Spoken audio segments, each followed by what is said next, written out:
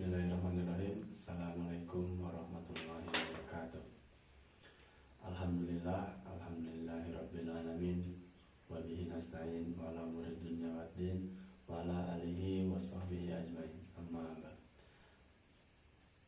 Perkenalkan, nama saya Fadil Wisnu Pratama, Prodi Hukum Keluarga Islam, Fakultas Syariah IAIN Kendari.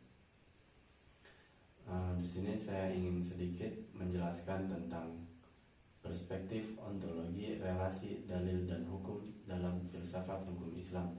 Hakikat ontologis relasi dalil dan hukum. Ontologi dalam filsafat hukum Islam membahas hakikat keberadaan hukum dan sumber kebenarannya. Yang mendasarinya dalam konteks ini menghubungkan antara dalil, sumber hukum seperti Al-Quran dan hadis, dan hukum, aturan yang dihasilkan menjadi fokus utama. Ontologi hukum Islam menelaah dari mana hukum berasal, apa yang menjadi dasar eksistensinya, dan bagaimana hukum itu hadir sebagai manifestasi dari kehendak ilahi dan kebutuhan manusia. Pokok-pokok ontologi hukum Islam memiliki dua entitas ulama, syariah ketetapan ilahi dan fikih hasil istijad manusia. Syariah bersifat mutlak dan tetap, sedangkan fikih bersifat relatif dan berubah sesuai perkembangan zaman dan konteks sosial. Ontologi hukum Islam menetapkan dalil wahyu, Al-Quran dan hadis sebagai sumber utama keberadaan hukum. Dalil-dalil tersebut menjadi dasar ontologis yang tidak bisa digantikan oleh sumber lain. Dalam filsafat hukum Islam, relasi antara dalil dan hukum tidak hanya bersifat tekstual, tetapi juga melibatkan akal yang bernama ra'yu dan realitas sosial waqi. Dengan demikian, keberadaan hukum Islam merupakan hasil interaksi antara teks wahyu, penalaran rasional, dan kebutuhan masyarakat.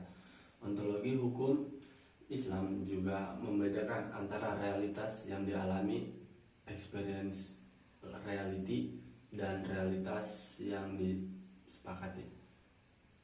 Hukum Islam sebagai realitas yang disepakati lahir dari proses intervensi dalil oleh para ulama dan mujahid, sehingga menghasilkan fikih yang beragam. Aliran tekstualis menerapkan bahwa hukum hanya sah jika bersumber langsung dari dalil wahyu, sehingga ontologi hukum sangat bergantung pada teks suci. Aliran rasional, akal oriented melihat bahwa hukum juga bisa dihasilkan melalui penalaran logis dan pertimbangan kemaslahatan selama tidak bertentangan dengan dalil ulama. Aliran kontekstualis menegaskan perlunya memperhatikan realitas sosial dan perbuatan zaman dalam memahami dan merumuskan hukum, sehingga dalil dan hukum selalu relevan dengan kebutuhan masyarakat. Jadi kesimpulannya, ontologis realisasi dalil dan hukum dalam perspektif filsafat hukum Islam pada dasarnya adalah hubungan antara sumber ilahi atau wahyu dengan produk pemikiran manusia atau ijtihad.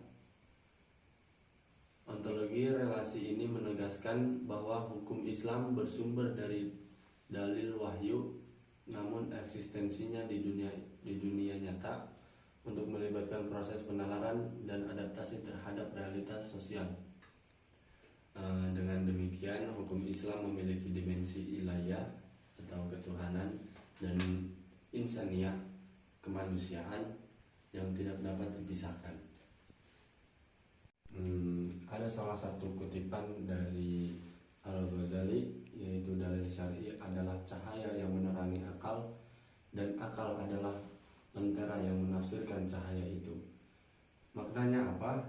Maknanya adalah menegaskan bahwa wahyu, dalil, dan akal bukan dua entitas yang saling meniadakan, tetapi saling melengkapi. Wahyu adalah fondasi ontologis, sedangkan akal adalah instrumen epistemologis. Kemudian ada kutipan yang kedua dari Muhammad Abduh yang ditulis pada tahun 1905 Masehi, yaitu syariat adalah tetap, tetapi fikih adalah hasil usaha akal yang tunduk pada perubahan zaman dan tempat. Maknanya apa? Maknanya adalah Abdul mewakili aliran modernis konstekstualis yang mengalirkan pentingnya akal dan kondisi sosial dalam pembentukan hukum tanpa melepaskan dalil sebagai fondasi normatifnya. Kutipan yang terakhir adalah dari Syed Qutb yang yaitu hukum Islam adalah pancaran dari kehendak Allah, namun aplikasinya harus senantiasa resepsionis terhadap dinamika masyarakat. Artinya apa? Artinya Qutb mengajarkan agar hukum Islam tidak hanya menjadi teks mati, tetapi hadir sebagai solusi hidup yang konstitusional dan relevan.